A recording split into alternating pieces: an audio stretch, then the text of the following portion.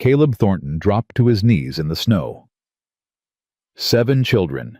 7 small bodies huddled against his fence post, their lips blue, their eyes barely open. The oldest girl clutched a baby wrapped in rags. A boy no older than 3 whimpered against her chest. And the wind. God, the wind screamed like something dying. "Mister," the girl whispered, her voice cracking. "Papa said find the rancher. He said you'd know what to do." Caleb hadn't touched a child in 10 years, not since he buried his son, but he reached for them anyway. Before we continue, if you're enjoying this story, please subscribe to our channel and follow along until the very end. Drop a comment below telling us which city you're watching from. We love seeing how far our stories travel.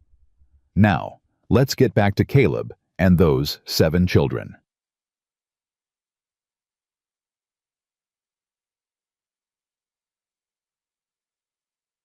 The morning started with humiliation. Caleb Thornton stood at the counter of Crane's bank and trust hat in his calloused hands, while Victor Crane leaned back in his leather chair and smiled. The smile never reached his eyes. It never did. "Squatter Trash Thornton," Victor's voice carried across the room. "Your daddy's signature ain't worth the ink it smeared in." 2 ranch wives near the door whispered behind their gloves. A clerk shuffled papers, pretending not to hear. Caleb said nothing. His jaw worked once, twice. His knuckles went white around the brim of his hat. "What's the matter?" Victor stood brushing invisible dust from his vest. "Cat got your tongue. Or maybe you finally understand your place in this town." "I understand plenty," Caleb said quietly. "Do you?" Victor walked around the desk close enough that Caleb could smell the lavender oil in his hair. "Because I don't think you do. I think you're still living in some dream where your daddy's 40 acres mean something. They don't. They never did. My father worked that land for 20 years. Your father was a fool who couldn't read a survey map." Victor's voice dropped low, meant only for Caleb's ears. "And you're a bigger fool for staying. Spring registry is 90 days out. If you can't prove your claim by then, that land defaults to me. Every acre, every fence post, everything." Caleb met his eyes, held them. "I'll prove it."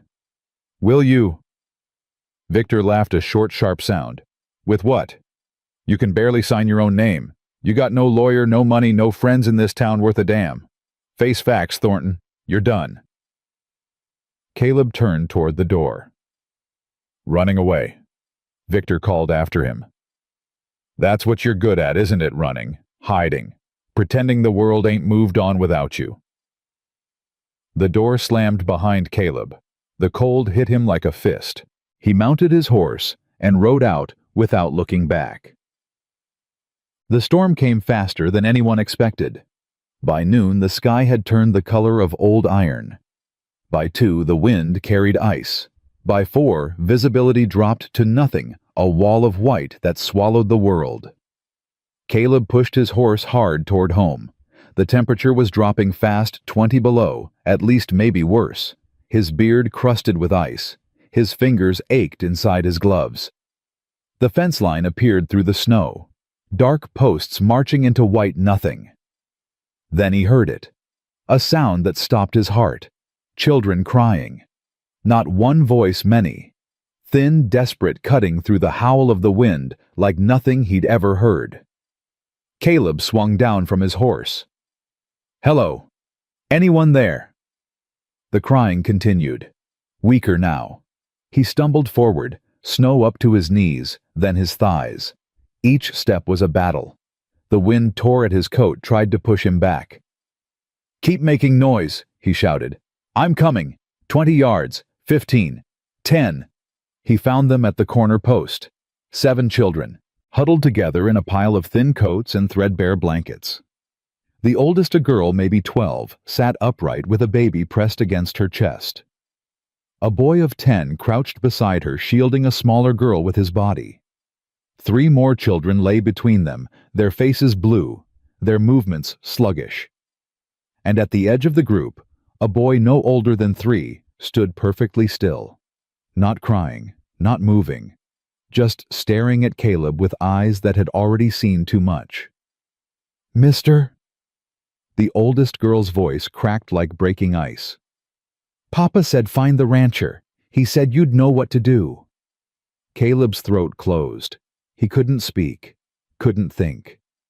All he could see was Benjamin's face, his son's face pale and still on a bed 10 years ago. "Please." The girl tried to stand. Her legs buckled. "Please, we walked so far. Mama's dead. Papa's dead. He said find Caleb Thornton. He said you owed him a debt." The name hit him like a bullet. "Who was your father?" Caleb heard himself ask. "Henry Morgan." The world stopped.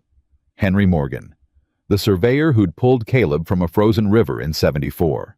The man who'd saved his life and asked nothing in return. The man Caleb had never properly thanked. Dead now, his children freezing to death at Caleb's fence. "All right." Caleb stripped off his coat and wrapped it around the oldest girl and the baby. "All right, I got you. What's your name?" "Eleanor. Ellie. This is Rose." She looked down at the baby, then at her siblings. "That's Samuel, Margaret, Thomas, Grace, and Billy." 7 names, 7 children, 7 reasons to move. "Can you walk, Ellie?" "I think so." "Good. Help me with the little ones. Samuel, you strong enough to carry your brother?" The boy with the book-smart eyes nodded. He lifted Billy, the 3-year-old, onto his back. The child barely reacted. "Margaret, can you walk?" The 8-year-old tomboy pushed herself up. "I ain't weak, mister." "Never said you were.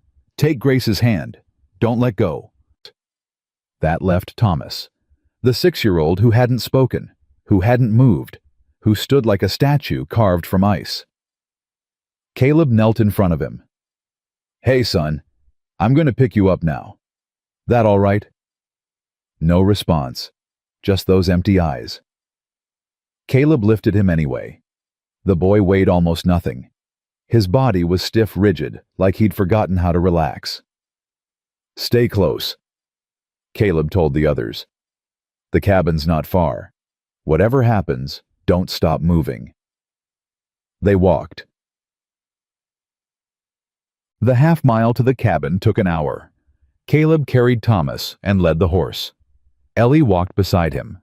Rose clutched to her chest, her free hand gripping Grace's coat. Samuel staggered under Billy's weight, but never complained. Margaret trudged ahead.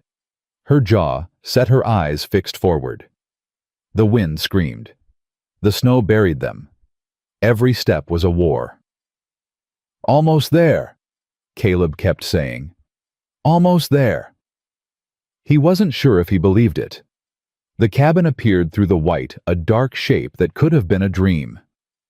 Caleb kicked the door open and ushered them inside. The fire had burned low. The room was cold, but it was shelter. "Everyone on the floor by the hearth," Caleb ordered. He set Thomas down and began building up the fire.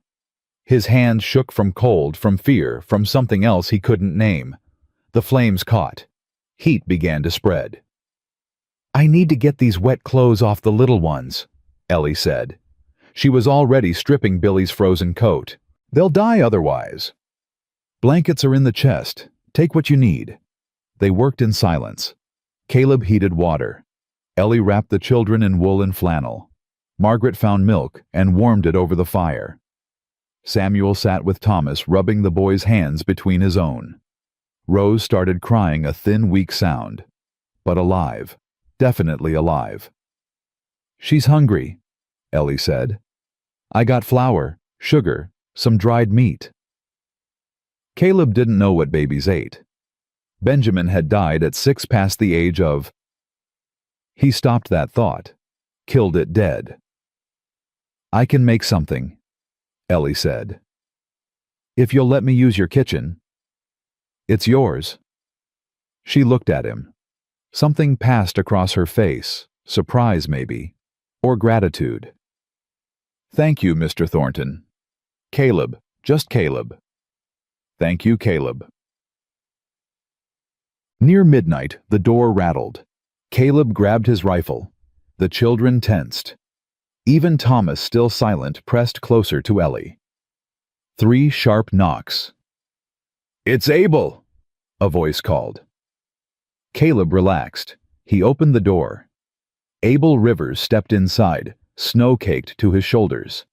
He carried a pot of something hot stew from the smell. He was 38, lean and strong, with hands that knew work and eyes that knew trouble. He stopped when he saw the children. "Found them at the fence," Caleb said. Abel set the pot by the fire. He knelt beside the group, studying their faces one by one. "How many?" "7. "Lord." Abel shook his head slowly. "You know who they are?" "Henry Morgan's children." Abel's expression changed. He knew that name. Everyone in the valley knew that name. Henry Morgan, the surveyor who'd mapped half of Montana territory. The man who'd died in a railroad accident 2 years back. "Their mama?" Abel asked quietly. "Dead. Last fall, Ellie says. Fever. And they walked here in this storm. Their papa told them to find me before he died." Caleb's voice caught. "He said I owed him a debt." Abel was silent for a long moment. Then he rose and ladled stew into tin cups. "Best get some food in them. They'll need their strength." They fed the children one by one. Billy ate greedily, stew dribbling down his chin. Grace cried when the warmth hit her stomach, tears of relief, not pain. Margaret tried to refuse her portion until Caleb fixed her with a look that said he wouldn't argue. Only Thomas didn't eat. He sat motionless, staring at the fire. His lips stayed pressed together. "How long since he talked?" Caleb asked Ellie. "Since Mama died. 4 months now." Her voice was steady, but her eyes glistened. "The doctor in Helena said it's shock. Said it might come back, might not. He eat sometimes, if I feed him myself." Caleb took the cup of stew. He knelt in front of Thomas, moving slowly the way you'd approach a spooked horse. "Hey son, I'm going to try something. You don't have to like it, but you gotta let me try. All right?" "Nothing." Caleb dipped his finger in the stew and touched it to Thomas's lips. The boy flinched, but after a moment his tongue darted out, tasted. Caleb did it again, and again. On the 5th try, Thomas opened his mouth. Caleb fed him the whole cup, one slow spoonful at a time. The boy never spoke, never smiled. But he ate. When the cup was empty, Ellie was crying. "Nobody's been able to do that," she whispered. "Not even me." "He just needs time," Caleb said. Though he didn't know if that was true. He didn't know anything anymore.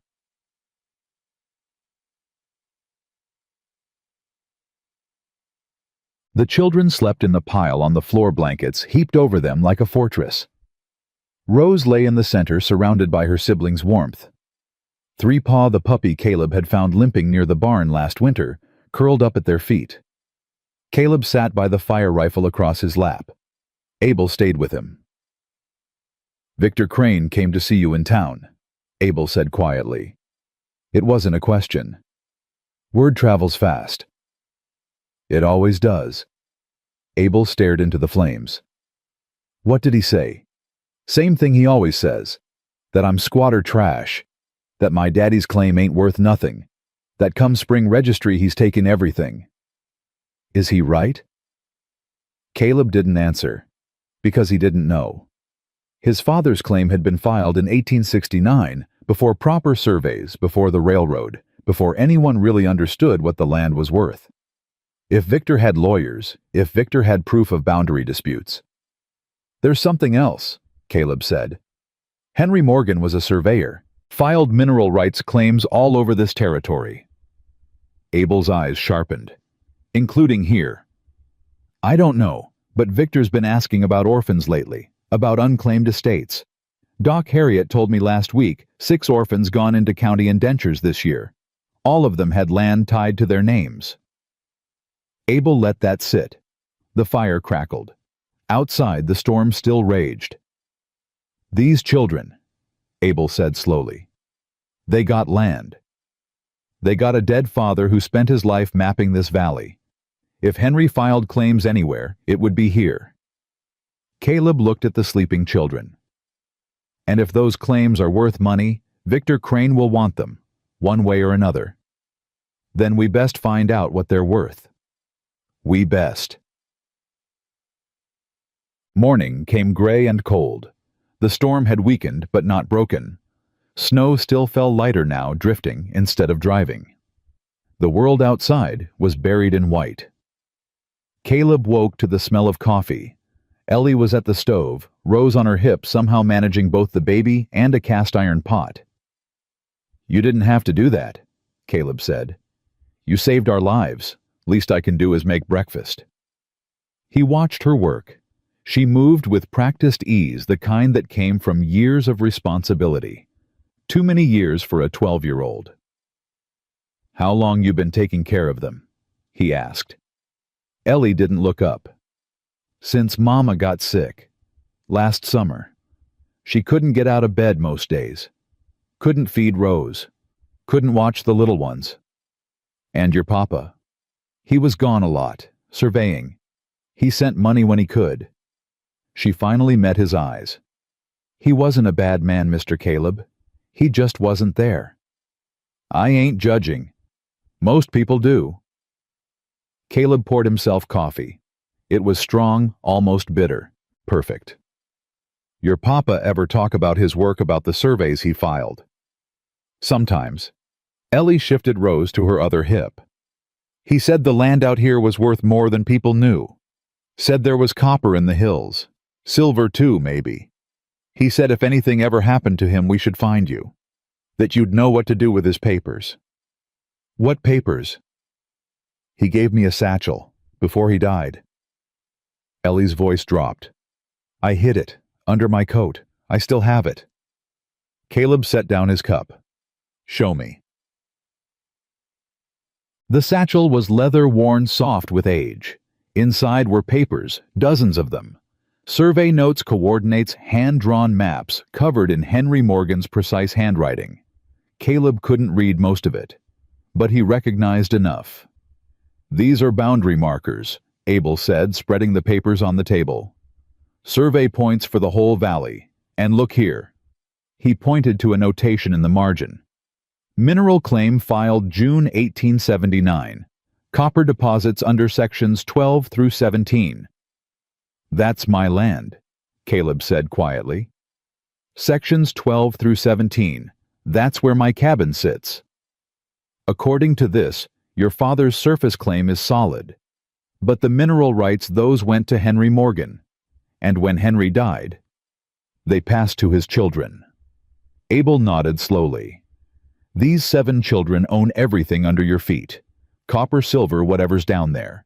And if Victor Crane knows about it, he knows." Caleb stared at the papers. "That's why he's been pushing so hard. That's why he wants the land by spring registry. If these children file their claim, they get everything. But if they're in county custody, Victor becomes their guardian. He controls their assets. He can sell the mineral rights, lease the land, whatever he wants." Ellie had been listening from the doorway. Her face was pale. "Is that why he sent those men?" she asked. Caleb turned. "What men?" "On the road, before the storm hit." Ellie's voice shook. 3 men on horses. They said they were from the county. Said they were taking us to a home for orphans. But Samuel heard them talking when they thought we were asleep. They said—" She stopped, swallowed. "They said Mr. Crane was paying good money for Morgan brats delivered quiet." The room went silent. Caleb felt something cold and hard settle in his chest. The kind of cold that didn't come from winter. "You ran," he said. "I waited until they were drunk. Then I woke the others. We ran into the hills. The storm came. We got turned around." Ellie's eyes filled with tears. "I almost killed us all." "You saved them," Caleb said. "You got them here. That's what matters. But those men will have to come through me." Ellie stared at him. So did Samuel, who had woken during the conversation. So did Margaret, fierce and defiant, even wrapped in blankets. "Why?" Ellie asked. "You don't know us. You don't owe us nothing." Caleb looked at the children. At Thomas, still silent. At Grace, still scared. At Billy, still too young to understand. At Rose, still dependent on others for everything. He thought of Benjamin, of the fever that took him, of the hole it left behind, a hole Caleb had spent 10 years trying to fill with silence. "Your father pulled me out of a frozen river in '74, he said. "I would have died. He saved my life and asked nothing in return. I never got to repay that debt." He met Ellie's eyes. "I'm repaying it now." The storm broke that afternoon. The clouds parted. The sun emerged pale and cold, but real. The world outside glittered with fresh snow. Caleb stood on the porch watching the road, waiting. They would come. Victor Crane's men.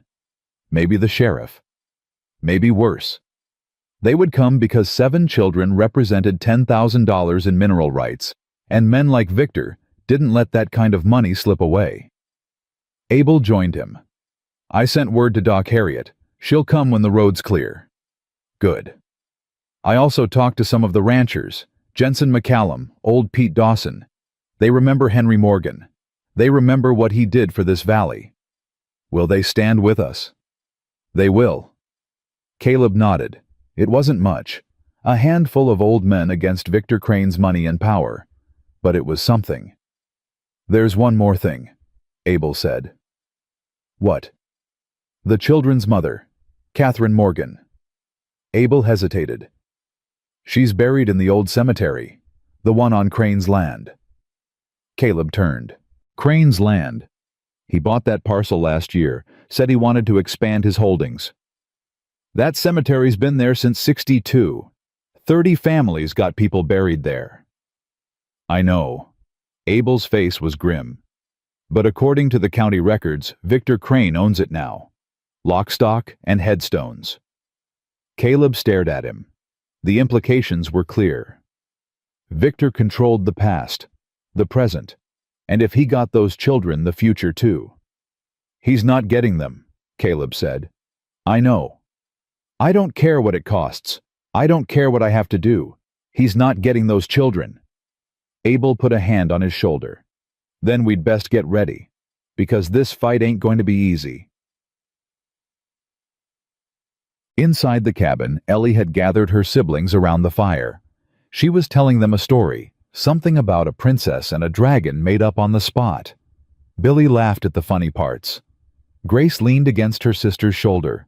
Even Thomas seemed to be listening, his eyes tracking Ellie's face. Margaret sat apart, sharpening a stick with a small knife she'd found somewhere. Her jaw was set, her movements fierce. "You look like you're getting ready for battle," Samuel said.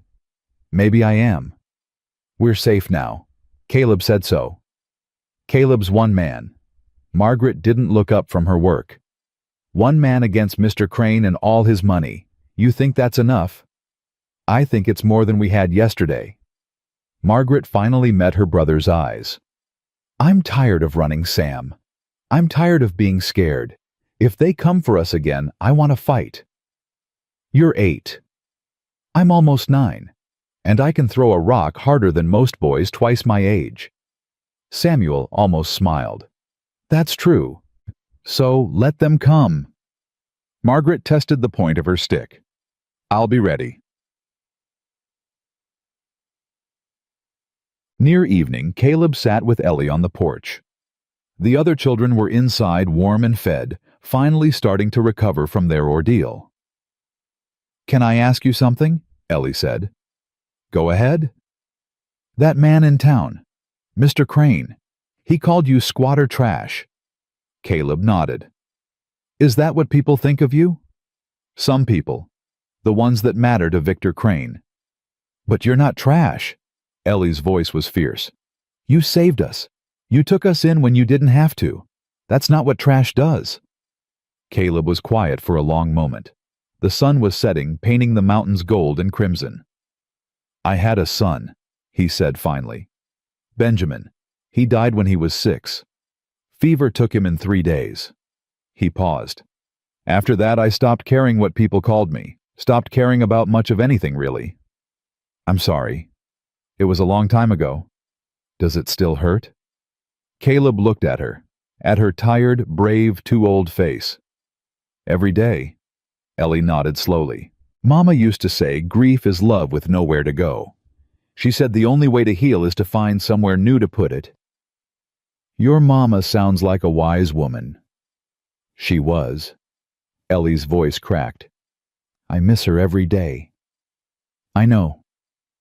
They sat in silence as the sun disappeared behind the mountains. The first stars appeared cold and bright. Caleb, Ellie said finally. Yeah, thank you. For everything. He didn't have words, so he just nodded, and hoped it was enough. That night, after the children were asleep, Caleb sat by the fire and studied Henry Morgan's papers. The survey notes, the mineral claims, the carefully drawn maps. Proof that Victor Crane was a liar and a thief. Proof that 7 orphans owned a fortune in copper rights. Proof that Caleb's father had been wrong about the boundaries, but not about the land itself.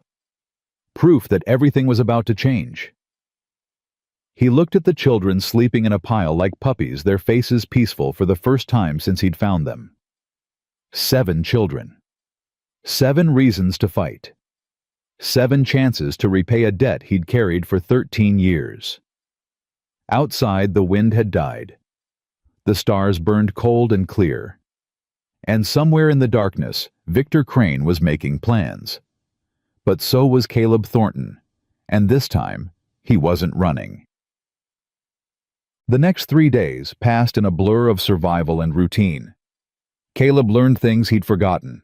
How to heat milk for a baby. How to braid a little girl's hair without pulling too hard.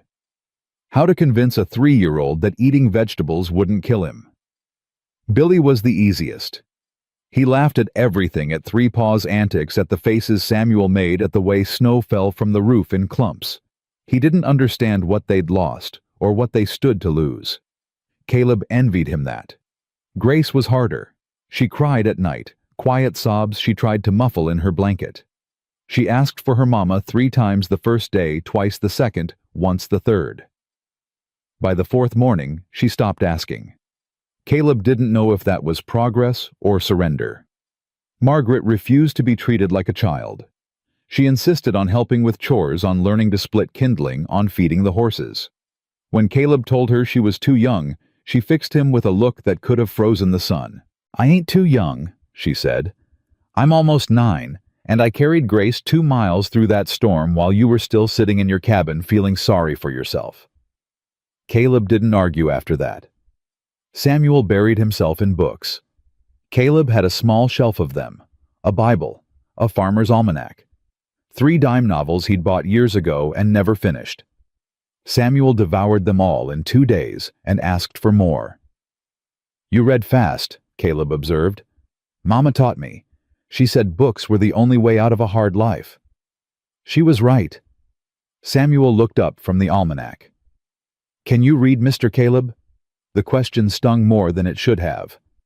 Some. Not well. I could teach you, if you wanted. Caleb stared at the boy 10 years old, skinny as a rail, offering to teach a grown man his letters like it was the most natural thing in the world. Maybe, Caleb said, when things settle down. Rose was the wild card. She cried when she was hungry, cried when she was wet, cried when she was tired. But she also smiled a gummy, toothless grin that hit Caleb somewhere deep in his chest. She reached for his beard, once tiny fingers grabbing at the coarse hair, and laughed like it was the funniest thing she'd ever seen. She likes you, Ellie said. She don't know any better. Maybe she knows exactly right. And then there was Thomas. The boy hadn't spoken since his mother died. 4 months of silence, Ellie had said. 4 months of watching the world with those empty eyes, of eating only when food was placed directly in his mouth, of moving through days like a ghost. Caleb tried everything. He talked to Thomas about horses, about the weather, about nothing at all. He sat with him by the fire, silent company for silent grief. He showed him how to whittle a stick into a rough shape, guiding the boy's hands with his own. Nothing worked. "Give him time," Abel said one evening. "Some wounds take longer to heal. And if they don't heal?" Abel had no answer for that. On the 5th morning, Dr. Harriet Cole arrived. She came in a wagon loaded with medical supplies, her gray hair pinned tight against the wind, her eyes sharp behind wire-rimmed spectacles. She climbed down with the ease of a woman who'd spent 50 years refusing to slow down. "Caleb Thornton," she said, "I hear you've started the orphanage." "Wasn't planning on it." "The best things never are." She looked past him to the cabin door where Ellie stood watching with Rose on her hip. "Those the Morgan children? All 7 of them." Harriet's expression softened, just for a moment. "Let's have a look." She examined each child with brisk efficiency, checked their fingers and toes for frostbite damage, listened to their lungs, looked in their ears and down their throats. "They'll live," she announced finally.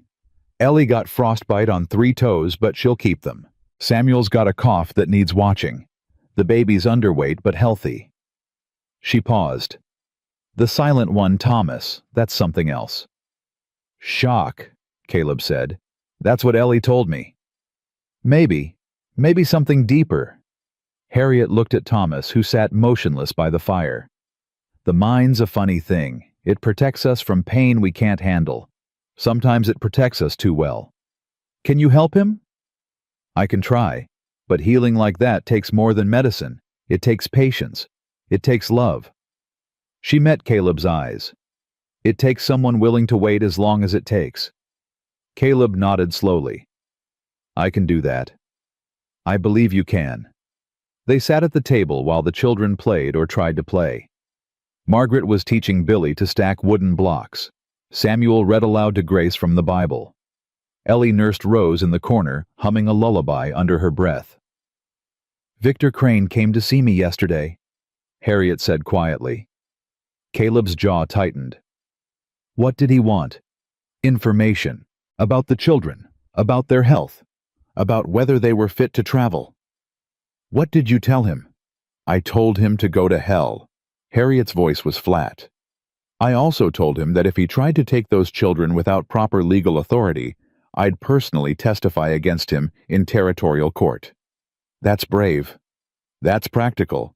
Victor Crane has been running this county like his personal kingdom for too long. Someone needs to stand up to him." "Why you?"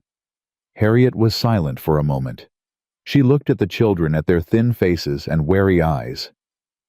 20 years ago, I delivered a baby for a woman named Sarah Thornton. Beautiful boy. Strong lungs. His father cried when he held him for the first time." Caleb stopped breathing. 6 years later, I sat with that same father while the fever took his son. I watched him bury his wife's hope and his own future in a grave not 3 feet long." Harriet's voice was steady. "I've been waiting 20 years for that man to find a reason to live again. I'm not letting Victor Crane take it from him." Caleb couldn't speak. The words stuck in his throat like stones. "Those children need you," Harriet continued. "And whether you know it or not, you need them. That's not sentiment, that's medicine. The best kind there is." She stood and gathered her bag. "I'll file a report with the territorial office. Declare the children unfit for travel due to medical concerns. That'll buy you some time." "How much time?"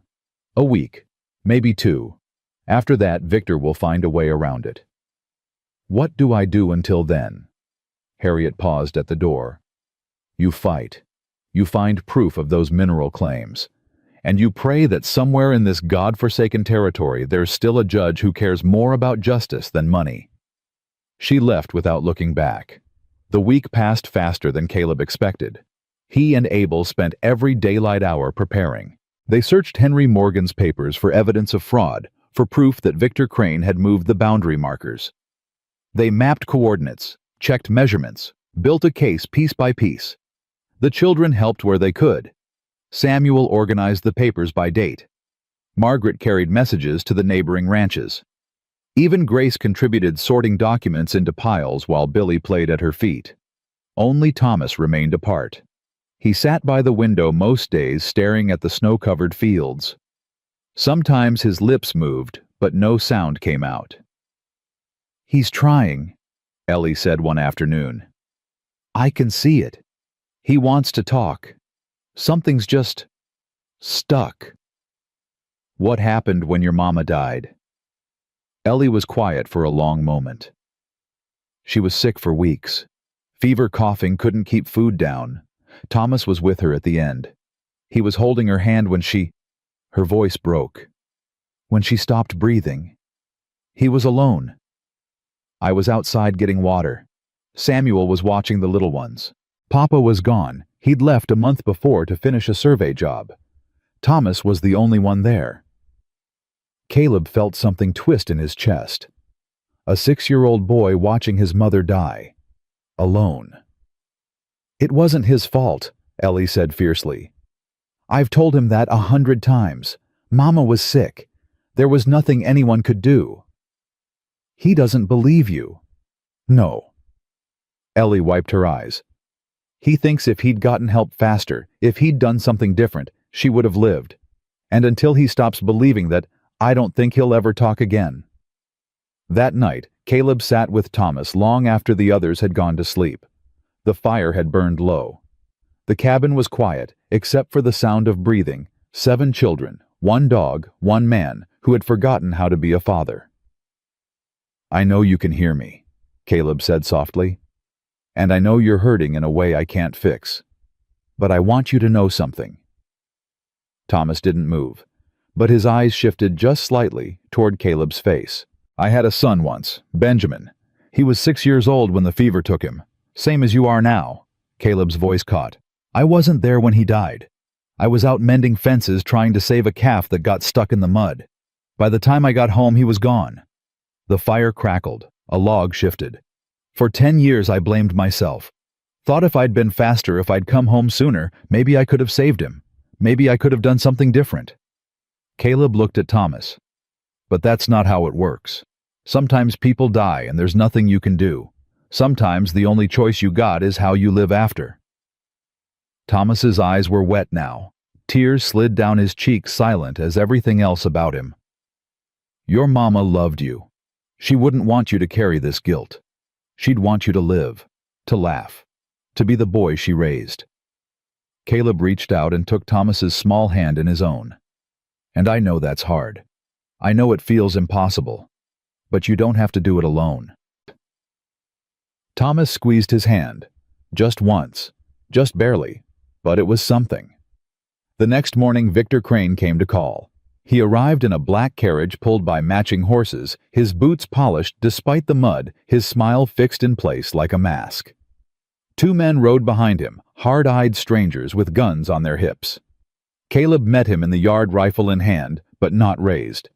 Abel flanked him on the right. The children watched from the cabin windows. "Thornton." Victor stepped down from the carriage. "I see you've made yourself comfortable with other people's property. These children ain't property. Everything's property to someone." Victor pulled a folded paper from his coat. "I have here a court order signed by Judge Whitmore.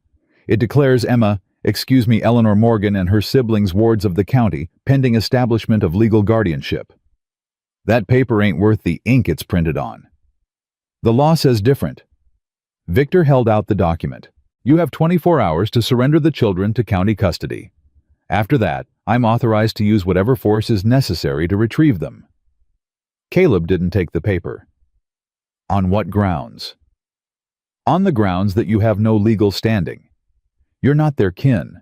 You haven't been appointed guardian, and frankly," Victor's smile widened, "a bachelor rancher living alone with 7 young children doesn't look proper. The good people of this town are concerned about their welfare. The good people of this town can go to hell." Victor's smile flickered. "Careful, Thornton. You're one man with a rusty rifle. I've got the law, the money, and the will to use both. And I've got the truth. The truth." Victor laughed. What truth would that be? The truth that you moved the boundary markers on Henry Morgan's survey. The truth that you've been stealing land from orphans for years. The truth that you owe the rail syndicate $12,000 and you're desperate enough to kill children to pay it off.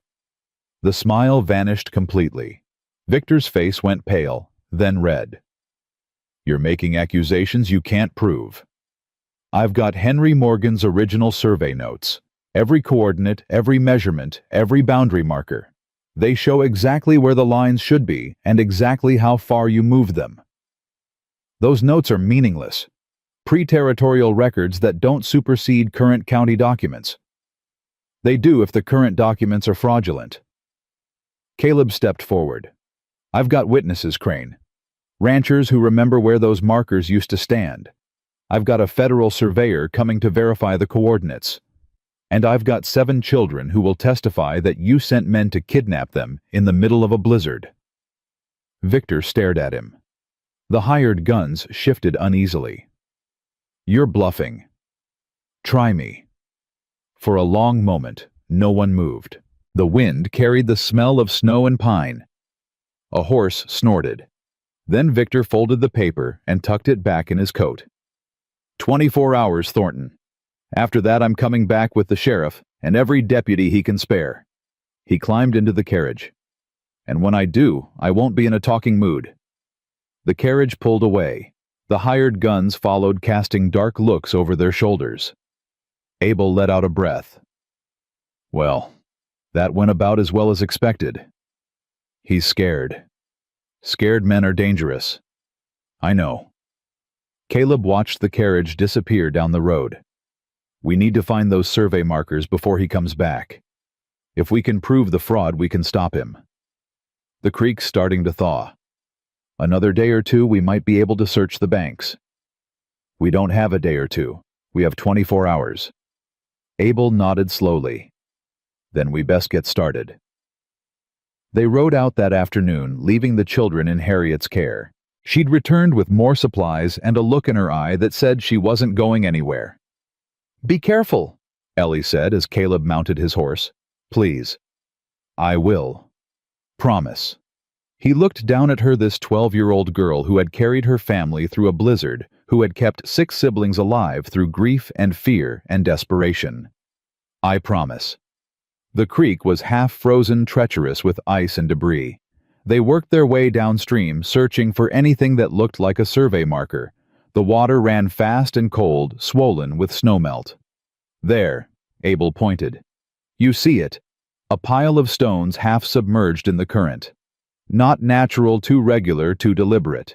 They waded in. The water was knee-deep and numbing. Caleb's teeth chattered by the time he reached the cairn. He dug around the base-clearing mud and silt. His fingers found carved stone. N47 D12 18. He read aloud. That's Hartwell's notation. This is one of the original markers. Abel checked the coordinates against Henry Morgan's notes. It matches. But according to the county map, this marker should be 200 yards west. Someone moved the line. Someone wanted this land to look different than it really is. Caleb stood in the freezing water staring at the stone marker that proved Victor Crane was a fraud. We need to find the others. All 4 of them. If we can document each marker, if we can show the pattern, we will. Abel clapped him on the shoulder. But first, let's get out of this creek before we freeze to death. They found 3 more markers by nightfall. Each one matched Henry Morgan's original survey. Each one had been recorded in a different position on Victor Crane's county map. The evidence was undeniable. This'll hold up in court, Abel said as they rode home. Any judge worth his robe will see what Crane did. If we get to court. Caleb's jaw was tight. Victor's not going to wait for a trial. He's going to come for those children, and he's going to come hard. Then we'll be ready. Will we? Caleb looked at his friend. We're 2 men against Crane's money and Crane's hired guns. Even with the ranchers' help, we're outmatched. Maybe. Abel was quiet for a moment. But sometimes being outmatched doesn't matter. Sometimes all that matters is that you stood up, that you fought, that you didn't let the bastards win without a battle. And if we lose, then we lose on our feet, not our knees. Abel met his eyes. Isn't that worth something? Caleb thought of the children, of Ellie's fierce loyalty, Samuel's quiet intelligence, Margaret's stubborn courage, of Thomas's silent grief and Grace's tearful hope and Billy's innocent laughter, of Rose barely old enough to know she was alive, depending on strangers to keep her that way. Yeah, he said finally, it's worth everything. They arrived home to chaos. Harriet met them at the door, her face pale. We've got trouble. What happened? Thomas, he's gone. The words hit Caleb like a punch. Gone. What do you mean gone? I was tending to Rose. Ellie was making supper. No one saw him leave. Harriet's voice shook. He must have slipped out the back when we weren't looking. How long? An hour, maybe more. Caleb's heart stopped. An hour. In this cold with night coming on, an hour could mean death. Where would he go? Abel asked. I don't know. He doesn't know this land. Caleb grabbed a lantern. Search the barn, the outbuildings. I'll check the fence line. I'm coming with you, Ellie said from the doorway. Her face was streaked with tears. He's my brother. I'm coming. Caleb wanted to argue, wanted to tell her to stay where it was safe. But he saw the determination in her eyes, the same determination that had carried 7 children through a blizzard. Stay close, he said. And if I tell you to run, you run. They searched for an hour. 2. The temperature dropped. The stars came out cold and indifferent. Thomas! Caleb shouted into the darkness. Thomas, can you hear me? Nothing, just wind and silence. We have to go back, Ellie said. Her voice was breaking. We have to get help, more people to search. You go. Tell Abel to wake the others. I'll keep looking. Caleb. Go, Ellie, now. She ran. Caleb watched her disappear into the darkness, then turned back to the wilderness. He found Thomas 20 minutes later. The boy was sitting at the base of a tall pine, his knees drawn to his chest, his arms wrapped around himself. He wasn't moving, wasn't shivering. Thomas.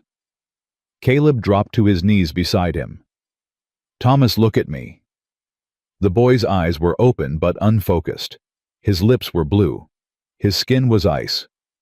Come on, son. Stay with me. Caleb stripped off his coat and wrapped it around the boy. I got you. I got you now. Thomas's mouth moved. No sound came out. Don't try to talk. Just hold on. Caleb lifted him, cradled him against his chest. I'm taking you home. He walked. One step, then another. The cabin lights appeared through the trees like stars fallen to earth. Ellie met him at the door. Is he? He's alive. Get blankets, heat water. Now.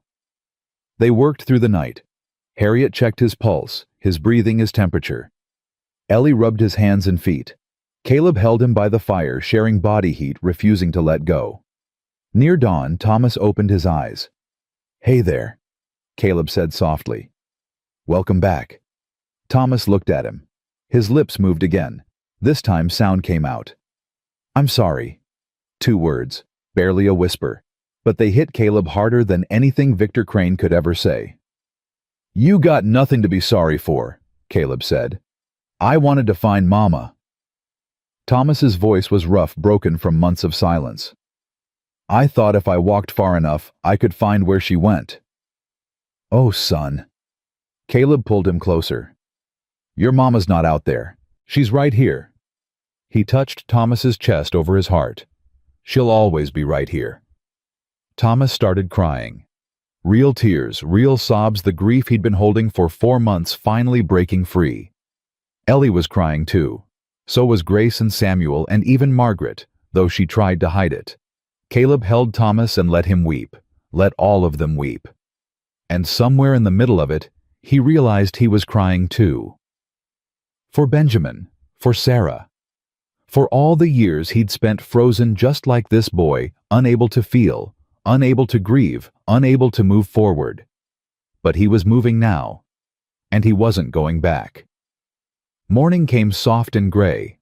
Thomas slept by the fire. His color returned, his breathing steady. The other children had fallen asleep around him, a protective circle of siblings who had almost lost one of their own. Harriet sat at the table nursing a cup of coffee.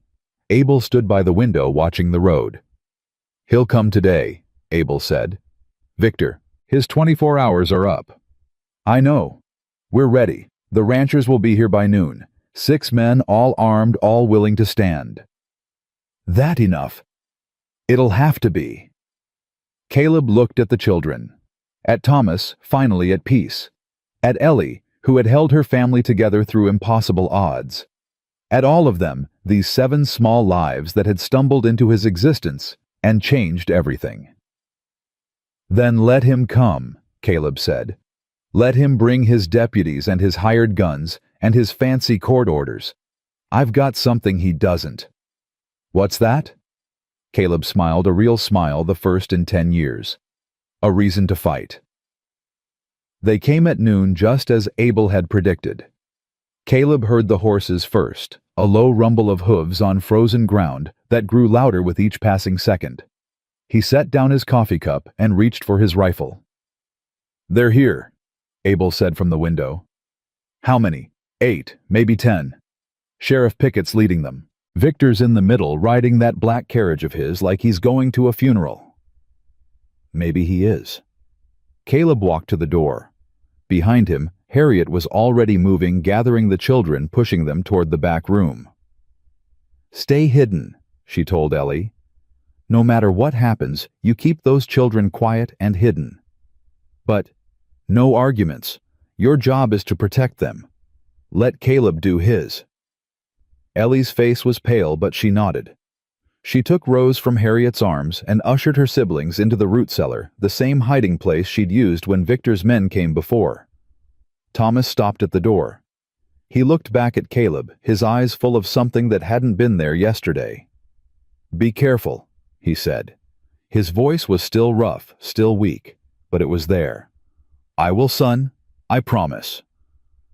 Thomas disappeared into the darkness. The cellar door closed. Caleb stepped onto the porch. The riders had spread out in a half circle, blocking the road and the fields beyond. Sheriff Jonas Pickett sat at the center, his badge catching the weak winter sun. His face was grim, his jaw set, the look of a man doing something he didn't want to do. Behind him, Victor Crane climbed down from his carriage. He wore a new coat today, black wool with silver buttons, and he carried a leather satchel under his arm. "Thornton." Victor's voice carried across the yard. "I hope you've come to your senses." "My senses are fine. It's yours I'm worried about." "Always the wit." Victor walked forward, flanked by 2 of his hired guns. "I've brought Sheriff Pickett to ensure this goes smoothly. I've brought legal documents authorizing the transfer of 7 minor children to county custody. And I've brought enough men to enforce that authorization if necessary. You've brought a lot of things, but you forgot one." "What's that?" "The truth." Caleb held up the survey papers, Henry Morgan's original notes, carefully preserved, clearly marked. "These prove you moved the boundary markers.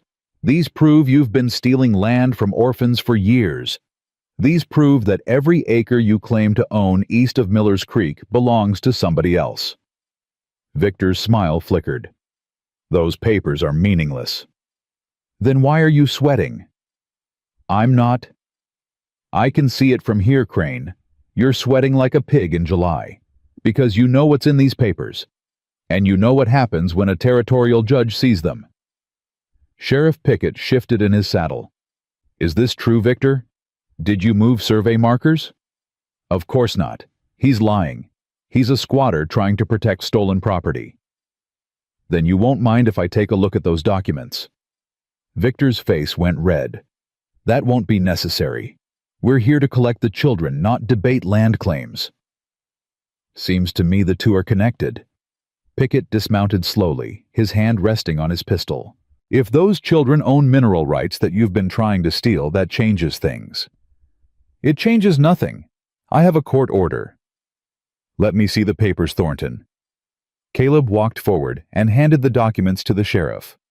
Pickett studied them for a long moment, his brow furrowed, his lips moving as he read. "These coordinates," he said finally. "They don't match the county map." "No, sir, they don't. Because Victor redrew the county map after Henry Morgan died. He moved the lines 200 yards west to make it look like his parcels were adjacent to the mineral claims." "That's a lie," Victor snarled. "We found the original markers.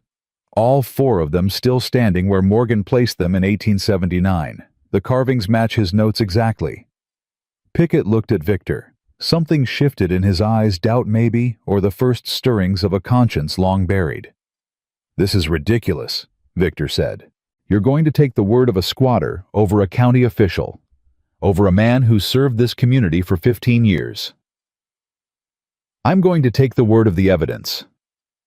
Pickett folded the papers and tucked them inside his coat. "These need to go to a territorial surveyor for verification. Until then, no children are going anywhere." "You can't do that." "I'm the sheriff.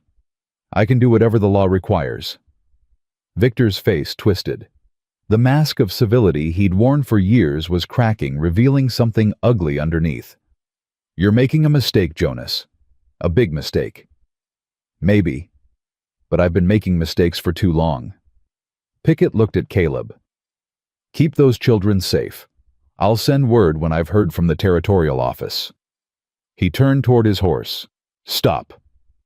Victor's voice was cold, hard.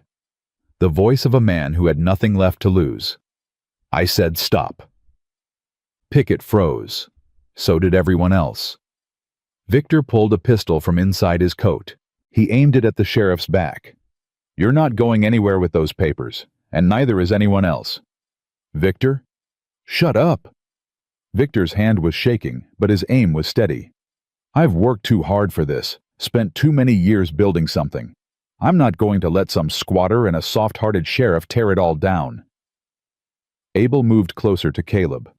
"This is bad," he muttered. "I know. You think he'll really shoot? I think he's got $12,000 in debt and nowhere else to turn. A desperate man will do anything." Victor gestured to his hired guns. "Take the children, all of them. Kill anyone who gets in your way." The hired guns exchanged glances. They were hard men, but even hard men had limits. "Mr. Crane," one of them said slowly, "we signed on to collect some orphans. We didn't sign on for murder. I'm paying you. Not enough for this." The man holstered his pistol and stepped back. "I ain't hanging for some land dispute." The other hired guns followed.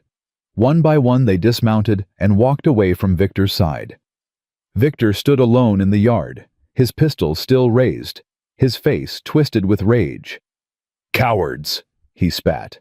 "All of you, worthless cowards!" "It's over, Victor." Pickett turned to face him. "Put down the gun." "It's not over. It's never over." Victor swung the pistol toward Caleb. "You did this. You ruined everything." "You ruined yourself. I just found the proof." "Proof!"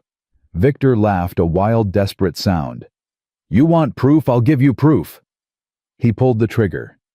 The shot went wide, splintering the porch railing inches from Caleb's head. Before Victor could fire again, Abel tackled him from the side. They went down hard in the mud. The pistol flew from Victor's hand and skidded across the frozen ground. Abel pinned him with a knee to the back, twisting his arm behind him. "Don't move," Abel said. "Don't even breathe." Victor struggled, cursing, screaming threats. But Abel held firm. Pickett walked over and picked up the pistol. He looked at Victor for a long moment, his face unreadable. "Victor Crane, you're under arrest for attempted murder fraud and conspiracy to kidnap minor children." He pulled out iron cuffs. "You have the right to remain silent. I suggest you use it." "You can't do this to me. I own this town. I own everyone in it." "Not anymore." Pickett locked the cuffs around Victor's wrists and hauled him to his feet. The man who had terrorized the county for 15 years looked suddenly small, suddenly old, suddenly finished. "Take him to the wagon," Pickett told his deputies. "We're going back to town." They dragged Victor away. He was still screaming about lawyers, about connections, about all the powerful people who would come to his rescue. But the screams got quieter with distance, and soon they faded altogether. Caleb leaned against the porch railing, his heart pounding. The bullet had missed him by inches. If Victor's aim had been better, if Abel had been slower. "You all right?" Abel asked. Yeah, I'm all right." That was close. Too close. The cellar door opened. Ellie emerged first, Rose clutched to her chest. The other children followed, their eyes wide, their faces pale. "Is it over?" Ellie asked. Caleb looked at the empty yard, at the retreating wagon, at the proof of Victor Crane's crimes still tucked inside the sheriff's coat. "It's over," he said. "It's finally over." But even as he said the words, he knew they weren't entirely true. The real work was just beginning. The next 2 weeks passed in a blur of legal proceedings and bureaucratic paperwork. Sheriff Pickett proved to be a different man once Victor's shadow was removed. He worked tirelessly to document the fraud, interviewing witnesses, collecting evidence, building a case that would stand up in any court. The survey markers were photographed and measured by a territorial official. The coordinates matched Henry Morgan's notes exactly. The boundary lines on Victor's map had been moved deliberately, systematically, fraudulently. "It's worse than we thought," Pickett told Caleb one afternoon. "Crane didn't just cheat the Morgan children. We found evidence of at least 9 other families who lost land to his schemes. Some of them are dead now. Others moved away years ago, but the records are clear." What happens to the land? That's for the territorial court to decide. But if justice means anything, those families or their heirs will get back what was stolen. And the children... Pickett was quiet for a moment. "That's more complicated." "How so?" "Legally, they're still orphans. They need a guardian to manage their affairs until they come of age." Pickett met Caleb's eyes. "The territorial judge wants to know if you're willing to take that on." The question hung in the air.